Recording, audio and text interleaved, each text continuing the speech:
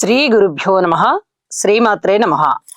మా భక్తి టీవీని ప్రోత్సహిస్తూ ఉన్నటువంటి మా ప్రేక్షకులందరికీ ధన్యవాదాలు తెలియజేస్తూ 11 జనవరి 2026 నుంచి 17 జనవరి 2026 వరకు గల కాలానికి రాశి ఫలితాలు ఎలా ఉన్నాయో తెలియజెప్పుకుందాము.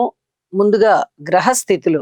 వక్రించినటువంటి గురువుగారు మిథున రాశిలో, సింహరాశిలో కేతువు, తులారాశిలో చంద్రుడు, అలాగే ధనస్సు రాశిలో రవి, బుధ, శుక్ర, కుజ, కుంభరాశిలో రాహువు, మీనరాశిలో శనిగారు. ఇక వారాంతానికి వచ్చేటప్పటికి 4 గ్రహాలు ఒక్కసారే మారి ఉన్నాయి. శుక్ర, కుజ, రవి, బుధ ఈ 4 గ్రహాలు కూడా ధనస్సు రాశి నుంచి మకర రాశిలోకి వెళ్ళాయి. చంద్రుడు తులారాశి నుంచి ధనస్సు రాశిలోకి వచ్చున్నారు. ఇక గ్రహ సమ్మేళనాల విశేషాంశాలు ఏమిటి అంటే, రవి బుధుల యొక్క కలయిక చాలా అద్భుతమైన కలయిక. ఇది బుధ ఆదిత్య యోగానికి ప్రతీక. బుధ ఆదిత్యులు ఇద్దరు కలిశారు కాబట్టి చాలా అద్భుతమైన యోగం అనే చెప్పాలి. ప్రతి రాశి వారికి కూడా ఏదో ఒక మంచి చేస్తారు. అలాగే శుక్ర కుజుల యొక్క కలయిక కొంచెం కోరికలు ఎక్కువగా ఉండడానికి, ఏదైనా సరే వీళ్ళకి అంబిషన్స్ చాలా ఎక్కువగా ఉంటాయి. చూసిన ప్రతిదీ కూడా సాధించాలి, మనకు కూడా ఇలా కావాలి అనుకునేటటువంటి లక్షణం ఉంటుంది. అలాగే కొంచెం స్త్రీల మీద కూడా ఎక్కువగా స్నేహభావం ఉంటుంది. ఆ స్నేహభావం ఏ విధంగా అయినా ఉండొచ్చు. కేవలం స్నేహానికి పరిమితం అవ్వచ్చు, లేదా వివాహేతర సంబంధాలకి కూడా దారి తీయవచ్చు. అది మిగతా గ్రహస్థితుల ఆధారాన్ని బట్టి, దృష్టుల ఆధారాన్ని బట్టి కూడా ఉంటుంది. ఇక్కడ శనిగారి దృష్టి కూడా ఉంది కాబట్టి కొంచెం జాగ్రత్తగా ఉండాలి స్త్రీల విషయంలో అని చెప్పి తెలియజేస్తున్నాను. అలాగే ఈ రవి శుక్రులు శుక్ర మూఢమిని తెలియజేస్తున్నారు. అలాగే శుక్ర బుధులు ఒక సున్నితమైనటువంటి మనస్తత్వాన్ని తెలియజేస్తున్నారు.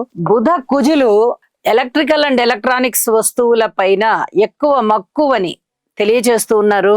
అలాగే ఈ ఐటీ రంగానికి సంబంధించి కూడా ఆ విద్య, ఆ వృత్తి వాటిట్లలో కాస్త నిపుణతని పెంచే విధంగా ఉంటుంది.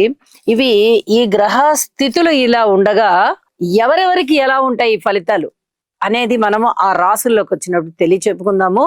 ఇక దృష్టుల విషయానికి వచ్చినట్టయితే గురుగారి యొక్క దృష్టి ధనస్సు రాశి మీద సప్తమ దృష్టి పడుతూ, ఈ గ్రహాలు 4 మీద గురుగారి యొక్క దృష్టి పడుతూ ధనయోగాల్ని ఇస్తున్నాయి.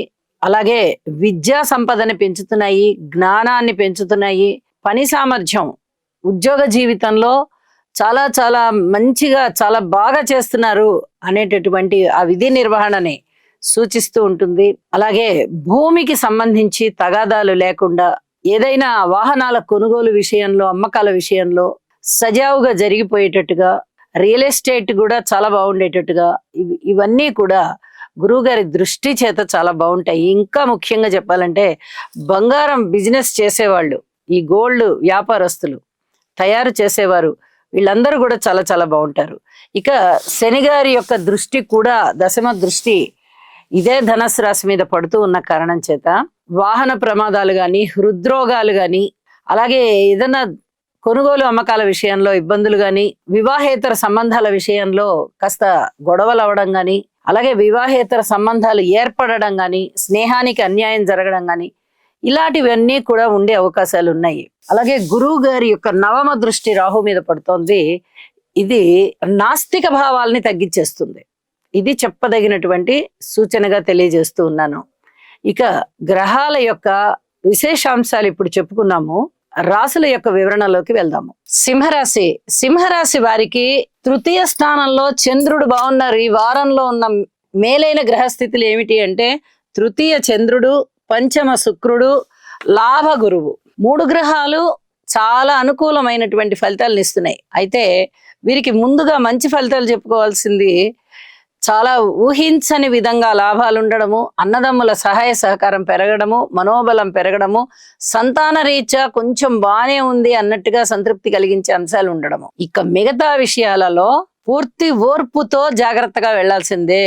ఆరోగ్య విషయంలో గాని, భార్యాభర్తల అన్యోన్యత విషయంలో గాని, స్నేహితులతో స్నేహ స్వభావ విషయంలో గాని అన్యోన్యతలు తగ్గిపోతాయి. ఏ ఇద్దరు వ్యక్తుల మధ్య కూడా చక్కటి అనుకూలమైన వాతావరణం ఉంది అనేటట్టుగా ఉండదు. అది కూడా చాలా ఇబ్బంది పెట్టేస్తూ ఉంటుంది. అలాగే కుటుంబ జీవితం, వాక్కు, ఎవరితో ఏది మాట్లాడినా తప్పే అన్నట్టుగా ఉంటుంది.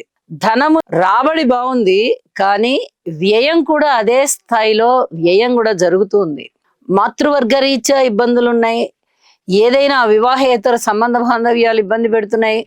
కొనుగోలు అమ్మకాల విషయంలోనూ ఇబ్బంది పెడుతున్నాయి. ఏదైనా రుణ బాధలు తగ్గుతున్నాయా అంటే అంతగా ఏమీ తగ్గబోవడం లేదు, ఇంకొంచెం పెరిగే అవకాశం ఉంది. ఆకర్షణ తగ్గుతుంది. ఏ ఇద్దరు వ్యక్తుల మధ్య స్నేహమైనా, ప్రేమ అయినా, భార్యాభర్తల బంధమైనా ఏదైనా గానీ ఆ ఆకర్షణ తగ్గడానికి అవకాశం ఉంది. ఇవన్నీ తగ్గకుండా చూసుకోవాలి. నెగిటివ్ పాయింట్స్ చాలా ఉన్నాయి. వాటిని సమాధానపరుచుకోవాలి అంటే యోగా చెయ్యండి. శని గారికి తైలాభిషేకం చెయ్యండి. కుటుంబ జీవితంలో కొంచెం ఓర్పు వహించి ఉండండి. అలాగే అష్టమ స్థాన శని సంచార దోషానికి శని గారికి తైలాభిషేకం చేయించండి. రవిగ్రహ స్తోత్రాలు మరింతగా పఠించండి. విష్ణుమూర్తికి ఆరాధన చేయండి. కార్మికులు, కర్షకులు, నేత పని వారు, చేతి వృత్తుల వారు ఇత్యాది వారందరికీ కూడా కొంచెం వాళ్ళ కష్టానికి తగిన ఫలితం వచ్చేటట్టుగా ఉంటుంది.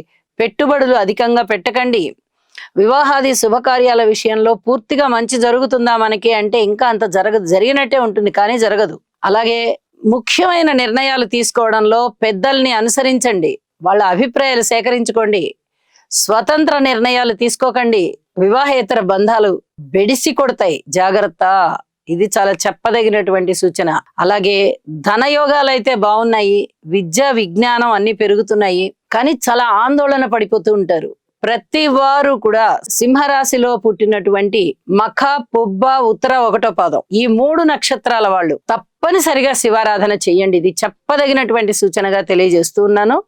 వారాంతంలోకి వెళ్ళేటప్పటికీ సింహరాశి వారికి అదృష్టం ఏ రూపకంగా కలిసి వస్తోంది అంటే షష్ఠ స్థానంలో శుక్రాచార్యుల వారు తప్ప రవి, కుజ, బుధుల రూపంలో కలిసి వస్తోంది. 3 గ్రహాలు షష్ఠ స్థానాన్ని యోగింపజేస్తున్నాయంటే అనుకున్న విధము కన్నా చాలా హెచ్చుగా ధనాదాయం ఉంటుంది, విజయావకాశాలు ఉంటాయి. ఎన్నో రకాలుగా మీకు సహాయ సహకారాలు అందుతూ ఉంటాయి అందరి నుంచి. పూర్తిగా ఆనందించదగ్గ విషయం అన్నమాట ఇది. కానీ అది వారాంతంలో, వార ప్రారంభంలో మట్టుకు మీరు అన్ని అధిక జాగ్రత్తలు తీసుకోవాల్సిందే.